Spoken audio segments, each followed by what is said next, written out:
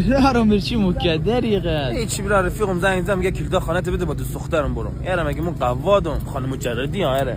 برا شام عرق با شما دیگه من خانه دارم خانه. یک نور قرمز LED قرمز داره، خانه قرمز مرتب، پرتقال داندان داره، حمامش داغ و مرتبه. تو بیا عزیزم، تخت 2 نفره داره، تخت. باشه خداحافظ. چی گفت علی چی گفت؟ هیچی برام میگه رفیق قیافه نداره. قیافه نداره کسخل بگو خانه دارم، خانه هست. برام بگو خانه مال مویه. دیداش اگه رفیقش میاره که خانه هست، نگران نباش هست.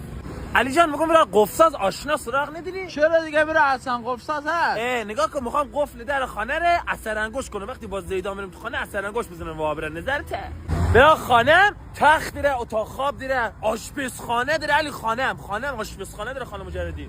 علی ما میگم بیا یک دزدگی رو نصب کنیم برا خانه که درام خانم مجردی. دزدگی بره چه کلا یک مکدری یک پیگویی